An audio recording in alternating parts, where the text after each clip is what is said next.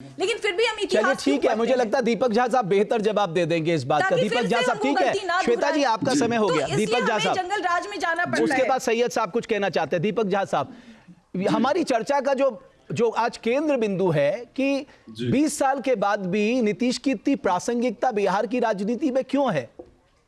जी देखिए, नीतीश कुमार की प्रासंगिकता खत्म हो चुकी है, भाजपा की प्रासंगिकता खत्म हो चुकी है, क्योंकि दोनों ही सांप्रदायिकता के नाम पर अब वोट मांग रहे हैं। इसका सबसे जीता जाता बड़ा उदाहरण है गिरिराज सिंह का ये बयान देना कि जो उनको वोट नहीं करते हैं वो नमक हराम है। इस देश की जनता को, बिहार की जनता को जिस तरीके से इनको गाली देने की जरूरत पड़ती है, वहां के एक कलाकार को, खेसारी लाल को जब ये नचनिया कहते हैं, तो भाजपा में फिर हेमा मालिनी, कंगना रनौत, मनोज तिवारी, रवि किशन, लंबा इतिहास में जाएंगे तो बहुत सारी चीजें निकल के आएंगी। बहुत सारे, अगर वो नचनिया है तो फिर महान देवता हो जाएंगे क्या? नरेंद्र मोदी जी के इर्द गिर्द नाचने वाले लोग होंगे ना। तो बात यह है कि किस तरीके से भाजपा लोगों के सेंटीमेंट के साथ खेलती है, किस तरीके से जंगल राज की बात करती है। जंगल राज का मतलब क्या होता है भाई? जंगल राज किसने कहा? सुप्रीम कोर्ट ने जंगल राज नहीं कहा था। जंगल राज इन लोगों ने स्वरचित बना दिया है। बात जंगल राज की नहीं है। अगर आप ये बताइए, चाय वाले का बेटा क्या चाय वाला ही रहेगा? कैसी बात कर रहे हैं? सफाई कर्मी का बेटा क्या सफाई कर्मी बनेगा? दीपक झा साहब आप ठीक कह रहे हैं, लेकिन आज क्या हुआ मालूम है आपको? खेसारी लाल यादव कह रहे थे साहब जंगल राज अच्छा था, हम कम से कम किडनैप करके छोड़ तो देते थे, आज तो मारे जा रहे हैं। वो खुद ही कह रहे हैं आपके कैंडिडेट जंगल राज अच्छा था करके। रमेश जी, आप तो बिल्कुल सेंसिबल पत्रकार है और आपका सवाल मेरे को बहुत अच्छा लगा। बात है कि जिस प्रदेश का पुलिस ऑफिसर सबसे बड़ा पुलिस मुखिया आगे कहता है बिहार में तो मर्डर सीजन चलता है। आपने कहीं सुना है कि कोई प्रदेश में मर्डर सीजन चल रहा हो, क्राइम सीजन चल रहा हो? सीरीज तो चलती है, कहीं वेब सीरीज आ गई, कभी कुछ, लेकिन मर्डर सीजन बिहार में मौली साहब, वो भी मौली साहब आपकी ठीक है। दीपक झा साहब आपकी बात सुन ली है मैंने। तो इस तरीके से अब आपने देखा कल किस तरीके से गोलीबारी कांड हुई। हाँ, मैं उस पे आ रहा हूँ, दीपक झा साहब उस पे आप अपनी बात रखिएगा। मौली साहब, मैं आपसे जानना चाहता हूँ, डबल इंजन की सरकार 20 साल, आप 11 साल केंद्र में, उसके बाद भी ये नमक हराम, नचनिया, ये शब्द क्यों आते हैं साहब? लोगों को बरगलाएंगे और ऐसा क्यों कहा जाता है कि जो हमें वोट नहीं देगा वो नमक हराम होगा? ये तो बहुत गलत बात है साहब। इस तरह की शब्दावली का इस्तेमाल होना चाहिए। आप आज बोलिए कि गिरिराज सिंह जी ने जो कहा है मैं उसका खंडन करता हूं। बिल्कुल राजनीति में इस तरह की बात नहीं होनी चाहिए। बिना शर्त बोलता हूं भैया, सिंपल सी राजनीतिक सुचिता जो है और गरिमा है वही भाजपा की पहचान है। और रही बात जो भी झा साहब जो कह रहे हैं कि जंगल राज किसने कहा था, हमारा स्वर अचित है, नहीं सर, जंगल राज जो है वो पटना हाई कोर्ट ने टर्म दिया था। और रही बात जो लॉ एंड ऑर्डर की बात कर रहे हैं, मैंने लालू प्रसाद यादव के संदर्भ में कहा था, मैं लालू प्रसाद यादव जी को ही कोट कर देता हूं।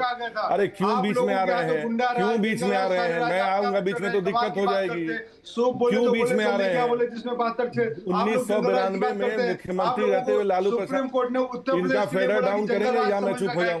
जब घर तोड़ दिए दीपक झा साहब एक मिनट रुक जाइए। यहाँ जंगल राज ना फैलाइए, यहाँ जंगल राज ना फैलाइए, डिबेट में जंगल राज मत फैलाइए झा साहब। तब आप अरे डिबेट में जंगल राज मत फैलाइए, चुप हो जाइए, अपने बारे में जंगल राज बोलिएगा। क्या? जंगल राज वही जो आप अभी फैला रहे हैं, वही जो आप अभी फैला रहे हैं, वही जो आप अभी फैला रहे हैं, वही जो आप अभी फैला रहे हैं। दीपक झा साहब एक मिनट, दीपक झा साहब एक मिनट रुक जाइए ना, उन्हें बात अपनी पूरी करने दीजिए। डिबेट को दीपक झा साहब उन्हें अपनी बात पूरी करने दीजिए, उसके बाद आप अपनी बात रख लीजिएगा। मौली साहब आप कंप्लीट करिए अपनी बात।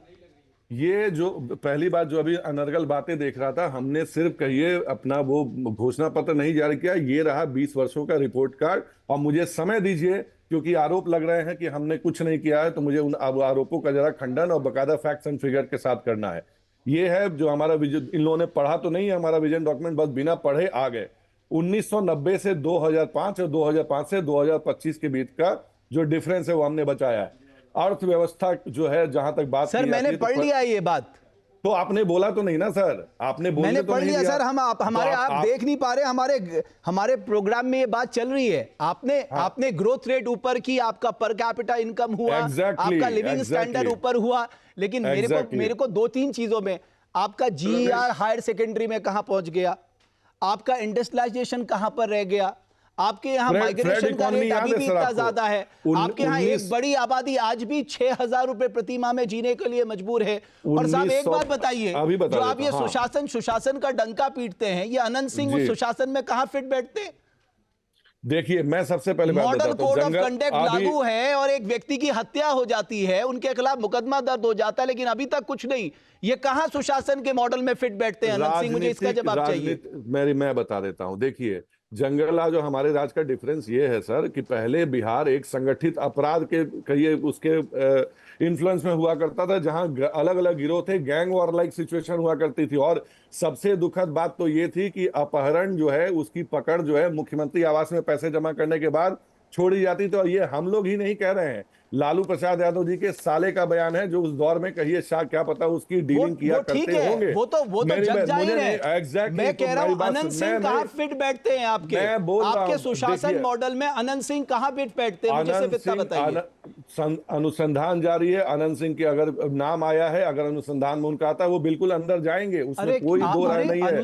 हम ना किसी को बचाते हैं ना किसी को फंसाते हैं, ये हमारा ध्येय है हमेशा से। मौली साहब, अनंत सिंह के लिए अभी किसी अनुसंधान की जरूरत है इस देश में? क्यों नहीं है? क्यों नहीं है? जब पुलिस अपना काम कर रही है। पार्टियों का अपना अनुसंधान नहीं होता एक व्यक्ति कैसा है करके। आप एक बात बताइए सबसे नहीं, पहली बात, आपको नहीं पता, आप तो बिहार के रहने वाले, आपको नहीं पता अनंत सिंह कौन है जिसके खिलाफ 28 आपराधिक मुकदमे दर्ज हैं, जिसके लिए आपकी सरकार ने जेल मैनुअल तक चेंज किया?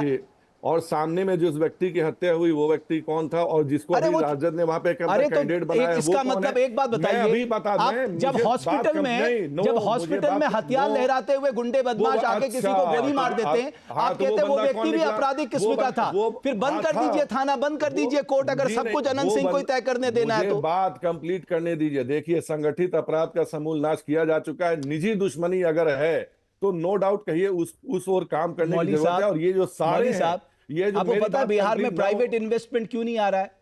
क्या आप किसी मौली साहब प्राइवेट इन्वेस्टर को आप ये समझाएंगे? देखिए साहब, इंडिविजुअल क्राइम तो बिहार में है, संगठित अपराध को हमने रोक दिया है। 3 लाख करोड़ का इन्वेस्टमेंट आया है, बहुत अच्छी बात है सर, लेकिन लगभग 2 लाख करोड़ की योजनाएं जो है वो फलीभूत ग्राउंड पे आ चुकी है। हमारे पास कहिए इंडस्ट्रियलाइजेशन भी शुरू हो चुका है। और जैसे अडानी पावर ले लीजिए, चाहे जारा लीजिए, वैन ह्यूसेन, पेप्सिको, तमाम कंपनी आ रही है, टीसीएस वगैरह ऑलरेडी पटना में अपने सेंटर्स खोल चुके हैं। तो जो बिहार की जो कहिए डार्क पिक्चर जो बार बार प्रोजेक्ट करने की कोशिश की है, थोड़ा कभी अच्छे और भी देखने की जरूरत है सारे लोग के लिए। सैयद अकरम साहब, तो आपको तो खुश होना चाहिए, इतनी बड़ी बड़ी कंपनीज आ रही हैं और ये सब कुछ नीतीश ब्रांड की ही बदौलत हुआ है ना, जो सुशासन लेके आए हैं। अब आप सोचिए, आपको अपने आउटफिट के लिए बाहर नहीं जाना पड़ेगा, आपको वही मिल जाएगा। रमेश भट्ट, बस मैं अपनी बात को खत्म कर रहा हूँ। एनके सिंह जी ने एक बहुत, चूंकि इतने वरिष्ठ पत्रकार हैं, मैं इनको सुनता हूँ, पढ़ता हूँ, और इन्होंने बहुत अच्छी बात उठाई थी। बिहार में जो बीजेपी के एक्सपेंशन के बारे में इन्होंने कहा कि बीजेपी नहीं कर पाई, बीजेपी ने अपने अनेक प्रयास किए, लेकिन बिहार की इतनी ऑर्गेनिक जमीन है पॉलिटिकली, इतनी सोशल फैब्रिक्स इतने स्ट्रॉन्ग है यहाँ पर कि इनका हिंदू मुसलमान का कंडा कभी नहीं चला। बिहार ने टोटली, बिहारी ने, क्या हिंदू क्या मुसलमान क्या अगड़ा क्या पिछड़ा, सबने रिजेक्ट किया।